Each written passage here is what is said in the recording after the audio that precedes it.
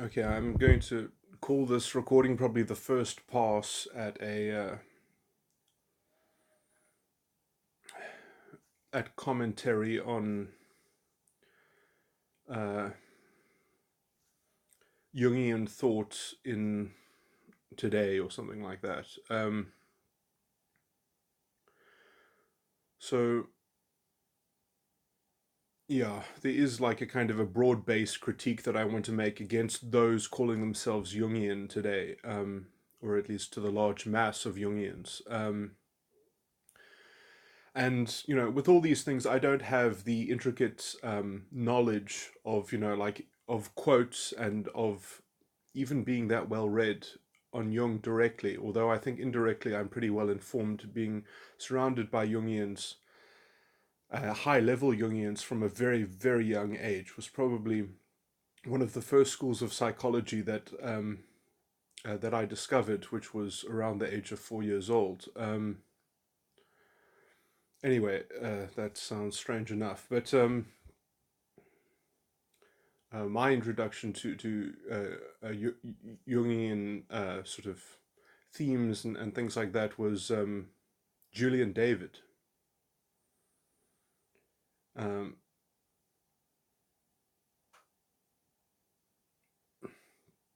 anyway, who was the president of the South African Association of Jungian Analysts.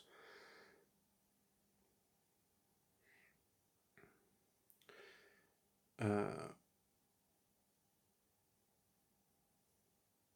anyway,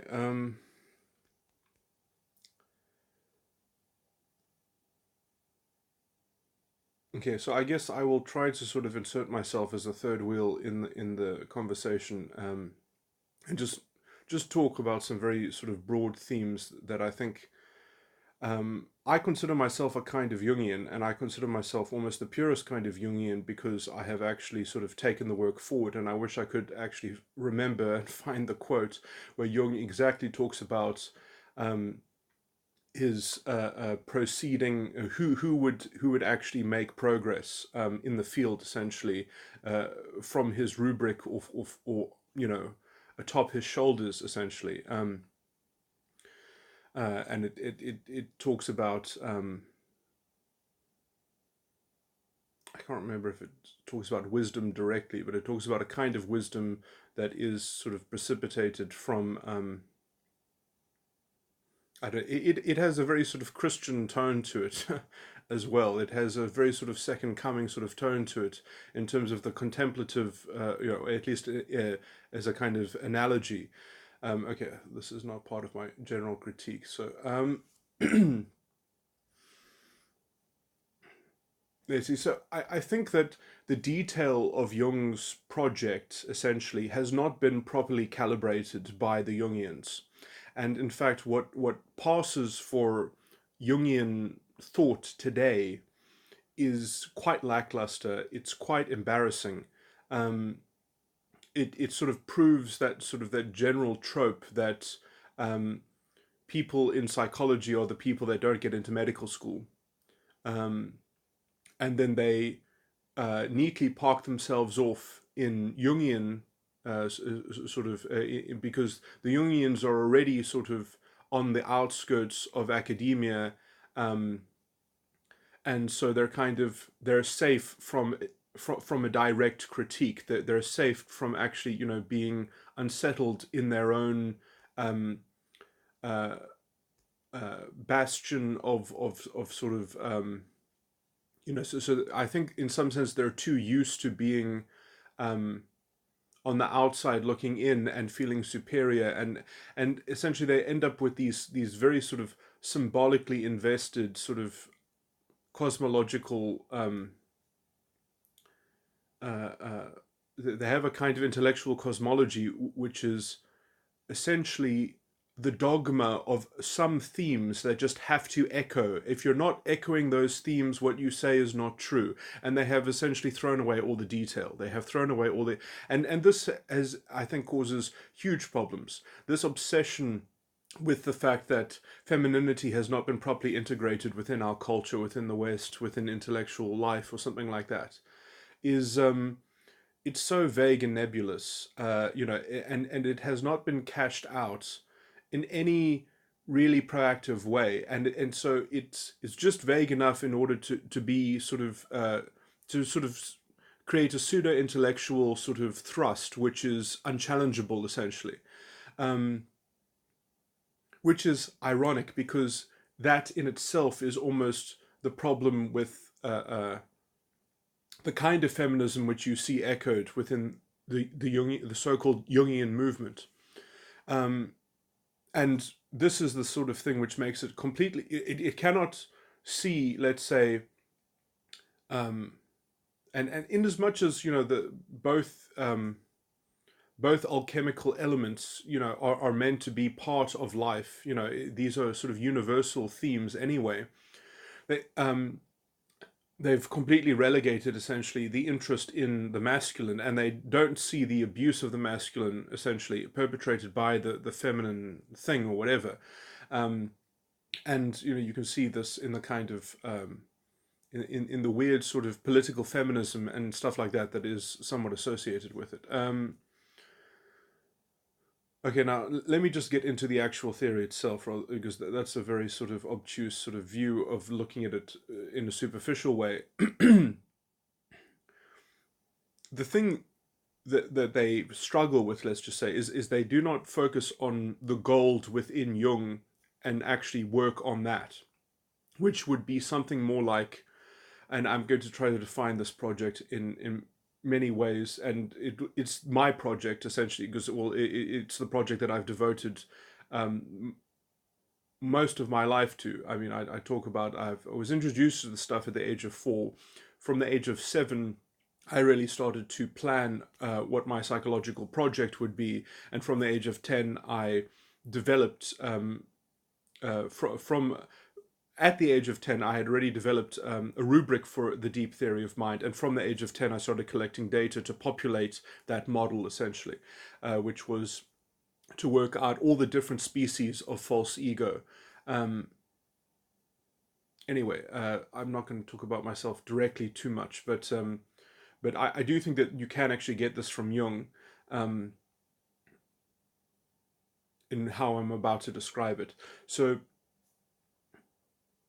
it's interesting in the conversation, and I'm going to do this by way of injecting some of at least my discoveries into the conversation. So they talk about multiple consciousnesses. In my deep model, deep in my model of deep theory of mind, um, there are essentially 5 consciousnesses, um, and I'm going to and yeah, talking about this stuff in a rigid way I have discovered is I think useful because you'll see. So these 5 consciousnesses, they're not all the same. They're not all of the same kind. There are 3 of them which are essentially like a trinity in some sense, and I would even relate them to the Christian Trinity in many ways, although my thinking on the Trinity is quite um, it's quite philosophically robust, and it seems quite Gnostic, basically. And most Christians, would just think, oh, well, that's secular philosophy, or that sounds complicated, or something like that. Um, anyway, these 3 of the 5 have parallels with them within the structure of psychological reality, in which there are many dimensions or dynamics. So these 3 dynamics have 3 parallel dynamics. Um, only 2 of those parallel dynamics are part of the 5, and one of those parallel dynamics fall outside. And the one that falls outside is very close to the foundation of the entire structure. And in fact, although it is not the foundation, it is one above the foundation, which actually I believe almost on an ontological definitional level means that it is actually the real foundation, because it is the first emergence of structure. It is the first level upon which structure can manifest. Um, that falls out of the five. Now, that parallel there, I call it in one word the spirit, and in Jungian cognitive functions, it would generally be called a species, because I've got multiple species of cognitive functions within this model, but this is the first instance of introverted feeling. And this is effectively what you could use to critique the whole modern Jungian, so-called Jungian group of people, is that they are not interested in actually elaborating on introverted feeling, and the universal sort of uh, purchase that developing introverted feeling, the wisdom that is essentially uh, within cashing it out in terms of introverted feeling. They're not interested in that. They're just interested in staring at the seductive symbolism and sort of chasing the shape of clouds. So they just want to stare at these clouds and then sort of say, yes, well, we can see that there's a paradigm here of their themes that are dominating other themes, and there are legions of themes, but they're not willing to actually name the character of those, let's say, spiritual identities, and actually have a system of order or a system of uh, now, you see, the order itself does not have to be a kind of coercive order. It is a technical almost question. The order that is produced within FI is essentially comparing the relative trade-offs, the relative darknesses, the relative form of ignorances that one is essentially committing to. Um, Knowing the different sets of shadow that append to character and a kind of character. Uh, so it's interesting because then essentially the unus mundus is somewhere with betwixt that spiritual discerning, that spiritual analysis, that FI, that species of FI, which you get essentially from cashing out the sort of the SI symbology and the thematic sort of transfiction, which essentially fuels and provides the soapbox to the kind of pseudo intellectualism that passes as Jungian. And so we don't get that universalizing project in Jungian thought. We get a very kind of dogmatic, lowbrow intellectual sort of consort, and they can use all the wonderful mystical, sort of language, and they can sort of obfuscate, and they've got their secured bastion, Tower of Babel, and then they just say, well, if you're not repeating the concerns that we have of our themes, um, you're not one of us, essentially. Um,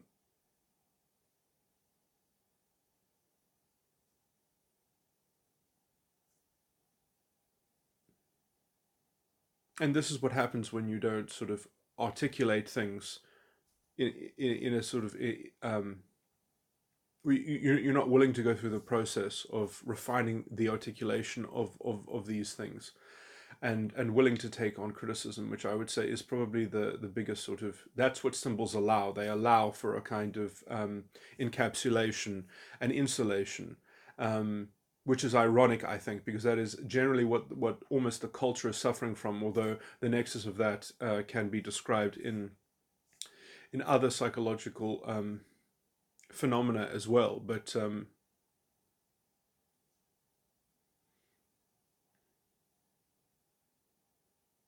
kind of the collective narcissism, um, which is actually far. I mean, you could say that in to the extent at which patriarchy itself was a precipitate of a kind of spirit, of a kind of feminine identity, um, which is not projected onto femininity. It was sort of inculcated in house, and in some sense, patriarchy was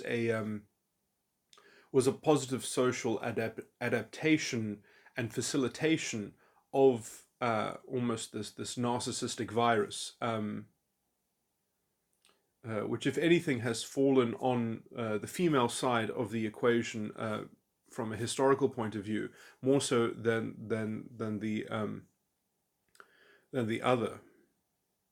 And in fact, patriarchy, um, I would say, comprises of many technologies of coping with the narcissistic element, which is generally regarded as being relegated only to women within society.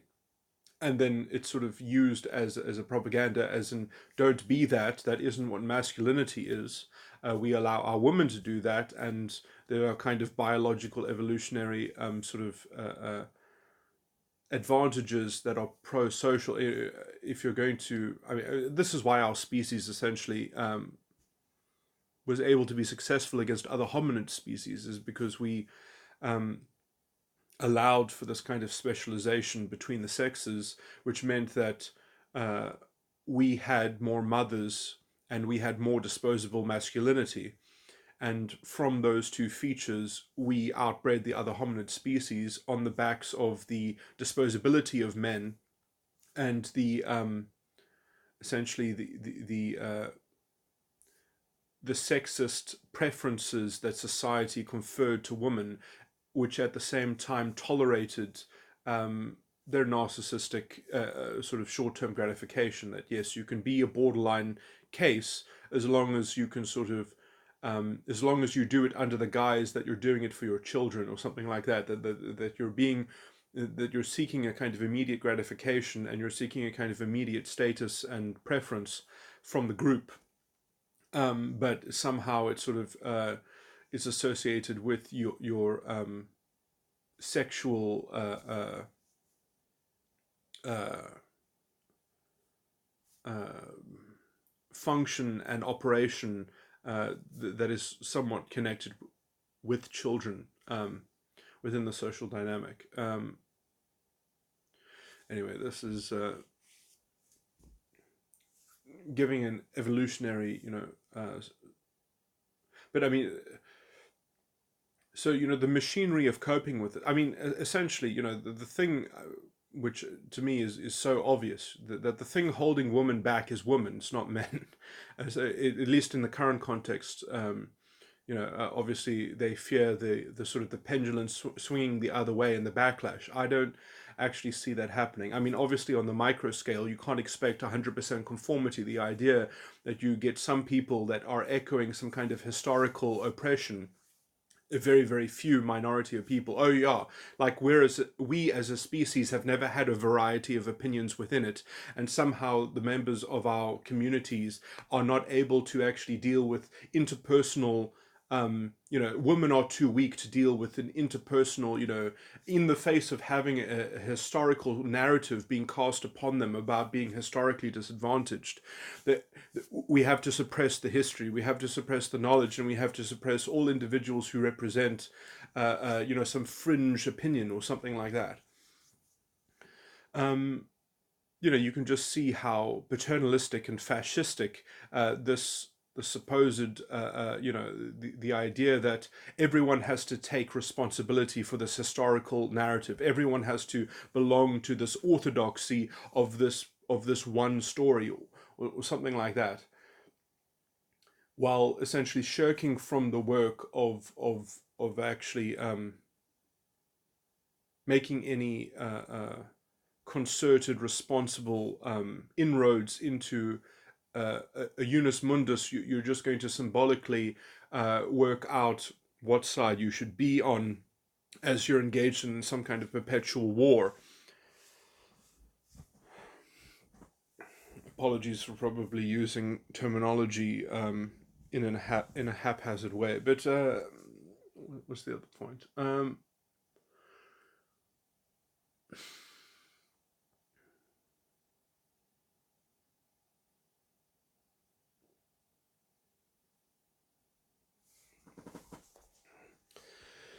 Okay, so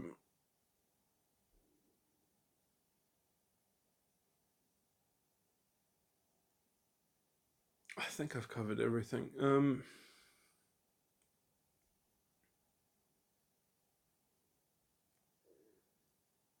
Yes, I mean, apart from just pointing out that Jungians have been on the fringe for so long, they're thin-skinned and they essentially are literally addicted to having a kind of secured intellectual prominence or at least position, and and so it has attracted the worst kinds of intellectuals. It really has. Um, it has become a home, a halfway home for I want to say almost like INFJs essentially, and the kind of the sort of the dogmatic cult thinking that sort of is associated with INFJs, and this is perhaps um, ex- this is extended from Jung's character himself, and you can see how he was shook when he sort of parted from Freud being an INTJ, and who he the model of who I think within his own mind was a very stabilizing force for his intellect, and then when he had to integrate that independently after the falling out that they had, um, I think it is amazing the achievements that Jung as an individual made.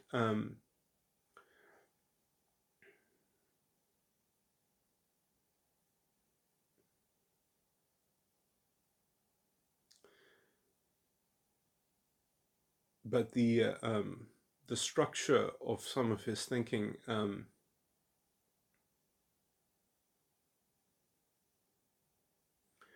lends itself to being misappropriated by, let's say, the baser forms of his cocoon. Um,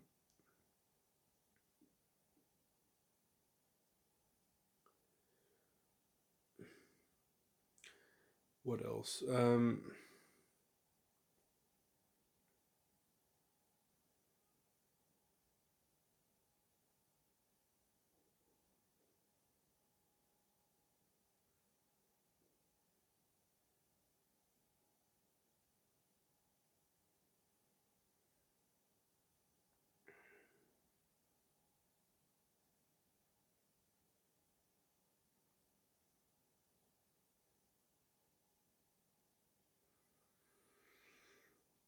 Hmm. Uh,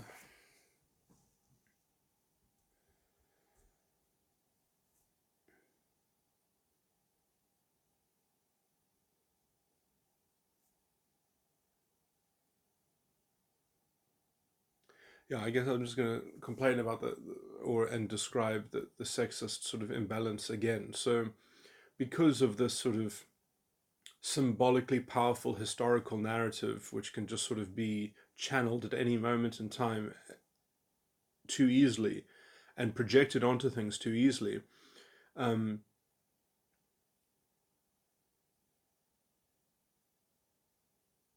that general theme uh, has been used quite badly to obscure the importance of spirit, essentially.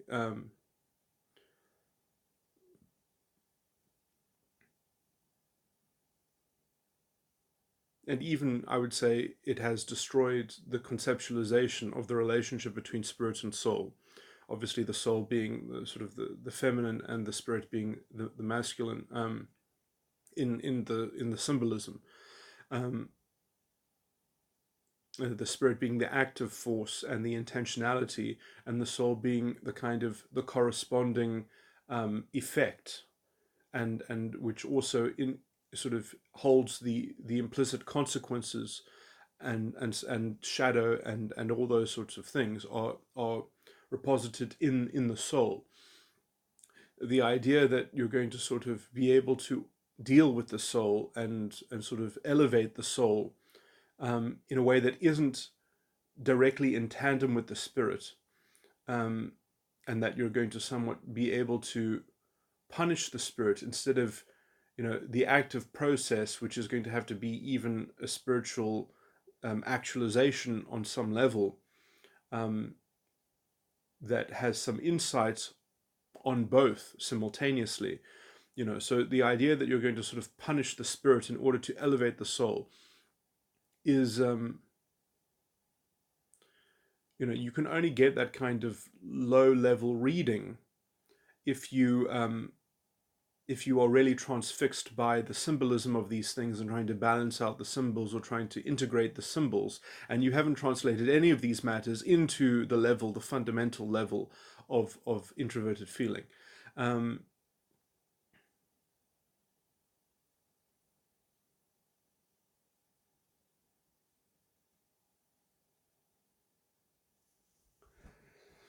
I'll just say as well that there are actually two distinct, within my model, there are two distinct introverted feelings. The, there are even three, because there's a further one which is, no, wait, let me think about that. No, I think I just misspoke. Netife. Oh no, there isn't.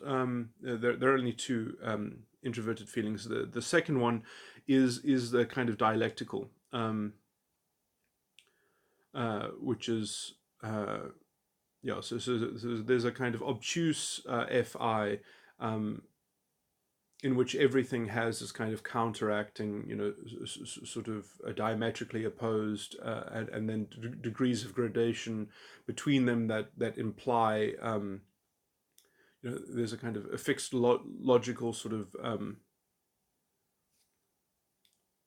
dialectical sort of inversion and mirror of all properties, which I always relate to the salt, because of their ionic property, in the lattices and the crystallization and things like that, because dialectical forces themselves are what allow for cohesion and for creating brittle but yet solid matter,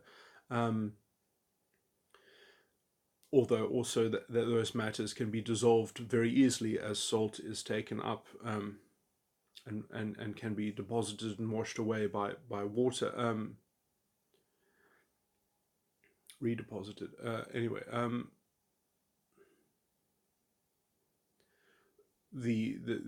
there's a much more fundamental fi than that, which does, as I say, require some kind of order. It requires, I mean, the best, I would say, single concept to define, let's say, the overarching theme to which that fi has to sort of, that you even garner a vision of what the contents of that fi is the notion of authority. And authority, essentially, the idea that, oh, are you going to be agnostic about the concept of authority, but if you want to promise someone, what gives you the authority to promise it? What gives you the internal confidence? I mean authority in the most general, broad notion, not the idea that there's some. If you're going to have an internally contended authority about any kind of commitment that you make, where does it come from? Where do you get the oomph? Um, and so that is really what fi actually. That's the promise of fi. That's the king. That's drowning. That has the morning star that he will place in the right hand of any who will rescue him. And this is what has been completely. Jungians aren't interested. They're much too interested in screaming about their themes and joining the sort of the senseless bandwagon of postmodern, whatever you want to call it, and sort of filling out their ranks and giving them their contrarian insulation and encapsulation from having any kind of introspection and humility.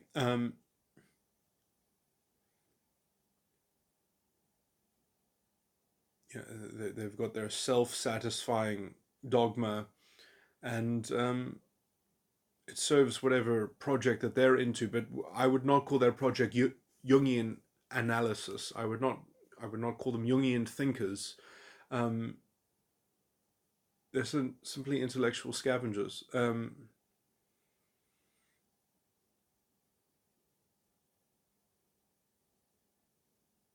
and essentially they have not read deeply. They have not read deeper than the jargon that they can pepper their self satisfaction with. Um, and it's so. I wanted to also make a general lecture about how easy it is to sort of create complaints, essentially. And then if someone doesn't already agree with your complaint, then you just keep on asking them inane, repetitive questions as if to sort of berate them for not already agreeing with you. And essentially, instead of actually talking about the issue that is the difference between the two positions, and looking at it honestly, you force the other person to sort of prove a negative, and you sort of project the sour kind of uh,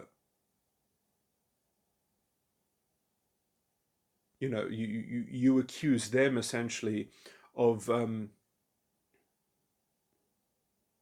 of having unreasonable intellectual demands on their position. Um, because they're not willing to make a positive argument for their position, uh, they're much happier sort of compelling you to prove a negative and to essentially beg the question and just sort of table thump their complaints and accusation that you don't already agree with them, and that their standards and their measures and their methodology or something like that is just sort of, it should have its own integrity. It should have just sort of, without a positive argument, without an actual substantiation. They don't have to make the substantiation. You have to make the counter substantiation before they even make the substantiation. Um, and you get this kind of lowbrow intellectual sophistry. I mean, it's easier to clothe itself in a kind of psychological language, and especially one that is for so long has been put beyond the pale of academia, of consideration, um, and it's filled with people that have essentially reinforced this by uh,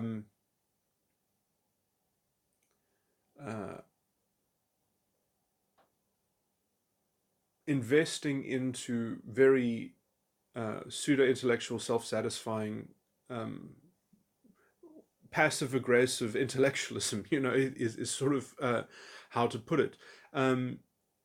And then they go on and on and on about feminism and and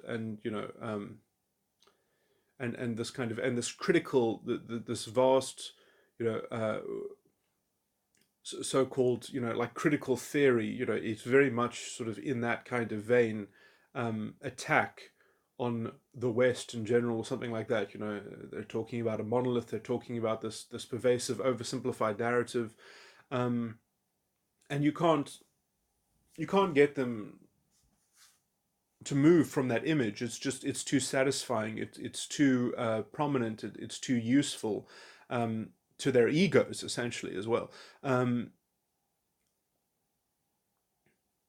there was another point that I wanted to make about this. Damn, I just slipped my mind.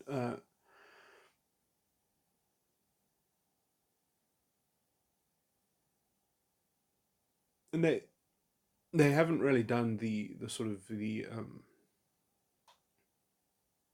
oh yeah, that essentially it just boils down then to this image thinking, which now they've even got a word to sort of justify it. Well, symbolism, like,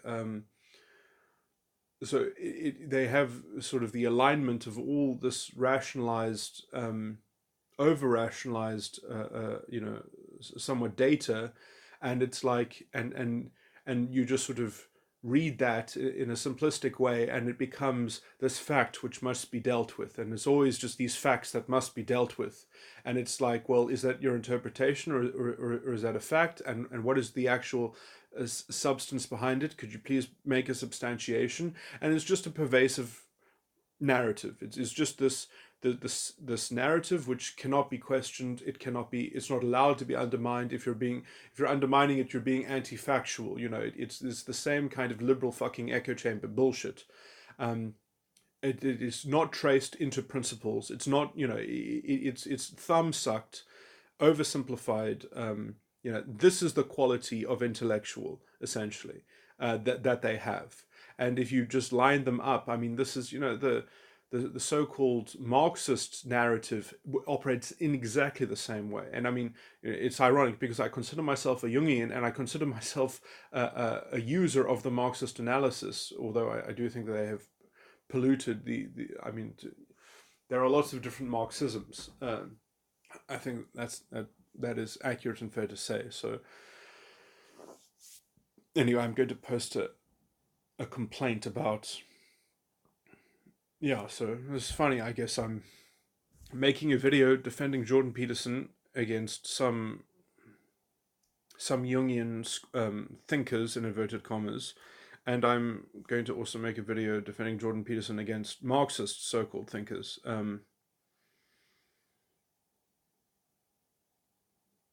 And it's funny that thematically there's quite a lot of overlap in terms of what is being perpetrated.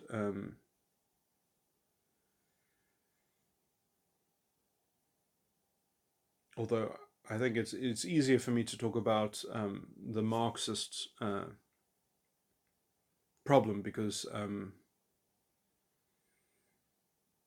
yeah, psychology is by its nature a very complex subject.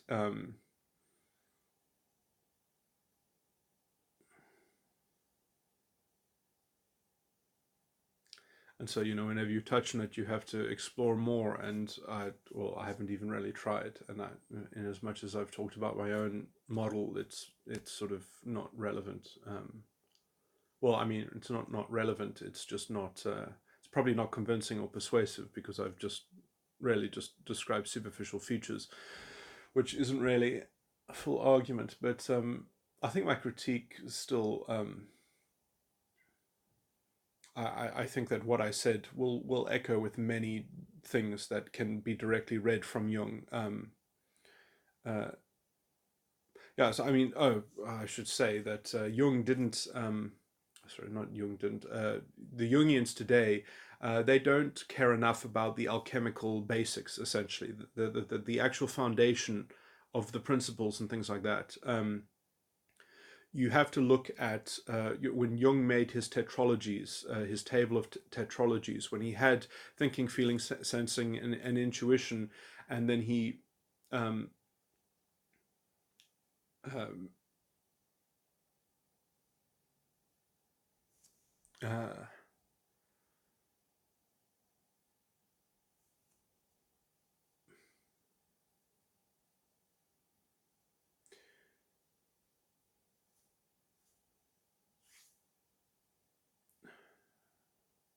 when he idealized them across the divided line, across the sense world, the belief world, the realm of the intellect, which is composed of the intellect itself, the greater of the greater, and uh,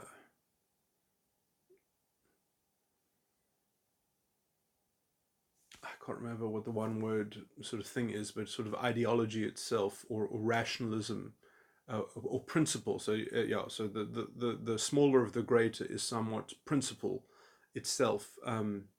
The idea that belief is grounded in an immaterial principle. Um, so that would correspond generally uh,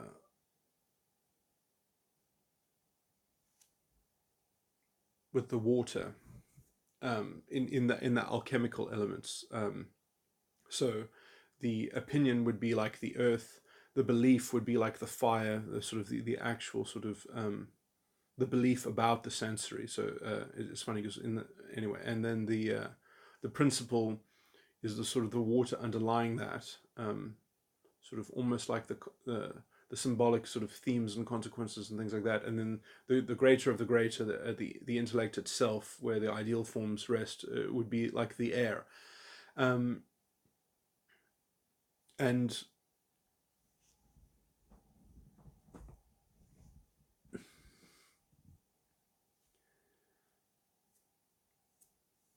uh, Jung's Jung didn't actually give a full write-up on this. Each within the rubric, there are written very sort of cryptic sort of things. It's weird, like the generative properties of some of these things, the properties as they're written down, they're quite mystical. Some of them, at least. Some of them seem obvious and clear, but and some of them I think are almost left blank because they're somewhat they're so abstract they don't quite relate to sort of in the same way to other properties.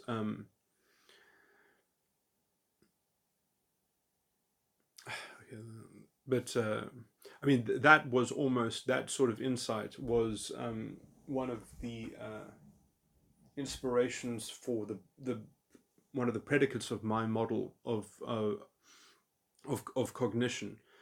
My model is obviously much more complicated than that. It's not just a kind of arbitrarily hashed out, but you needed to create abstract descriptors of objects of consciousness and a grammar of consciousness, and enough levels of interrogation and parts of those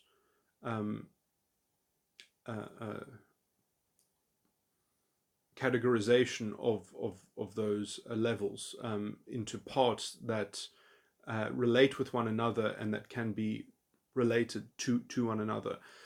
So having just abstractly creating a big enough category system to actually adequately describe the grammar of thought, and that also has to take into account metaphysical or existential constraints, because how consciousness and time relate is going to have an embedded uh, uh, um, it's going to portend embedded features in how grammar, conscious grammar, relates to itself through the through forms of thought which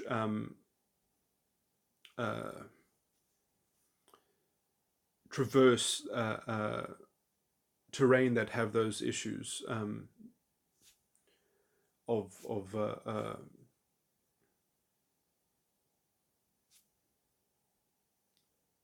how consciousness relates to itself in the aspect of time. So I mean, you have to very clearly have you don't have to know exactly how time works, but you have to know how time works in terms of consciousness, which philosophically, on an ontological level, you could very well argue is indistinguishable, and I think it does actually conform with quantum mechanics. So I think Jung was sort of on the right track.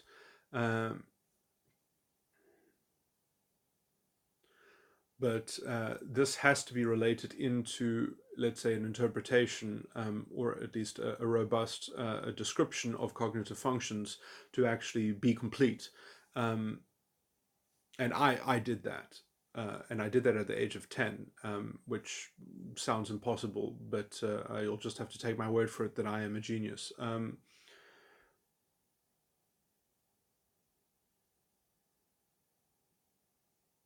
Actually, I guess perhaps I can't. Yeah, I shouldn't perhaps say that, because discovering these models and working with these models, I would almost have to say that there were a lot of voices in my head. So, um, yeah.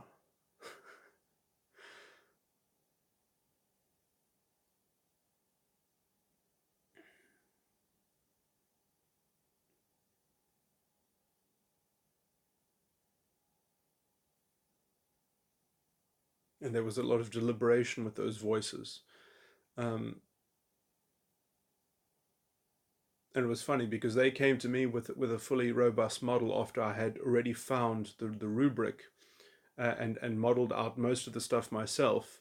And they helped me with a lot of things, and they said that I helped them with a lot of things because I more clearly delineated certain features, and that's really quite interesting because, and this is a complete a side note. that I'm not exactly sure if those voices, and this is going to sound completely crazy, I guess, anyway, if those voices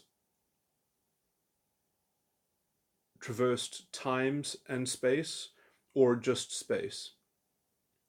Um, because I got the sense that I was dealing with something that was not happening simultaneously, although it was intellectually happening concurrently. And I got the very strong sense that this was perhaps either from the future, or from an alien world, or from both, or from just the future of the Earth, or something like that. And I mean, I do think that that's also how prophecy works. That in some sense, prophecy is not talking about the future; it's the future talking to you. Um, and essentially you're in league with the spirit of whatever will actualize in the future, and you're not actually getting the information in terms of material facts that are going to happen. It's the spiritual interpretation of what has happened, and there is a future your action, or what is about to happen is actually going to resonate very strongly with activities that will happen um, by the spirit in the future. um, and so there's a resonance essentially, which is what is about to happen is a prerequisite for something else that is performed by the spirit, and that those things mean the same thing. That the upcoming event is the same thing as a so kind of like it's a built-in consequence um, of connecting with the future, and you're actually discovering the thing because of the resonance in terms of the spirit, not in terms of the kind of the image or the identification of the looming advent. Um, that the looming advent is a kind of is the secondary correlating outcome. Uh,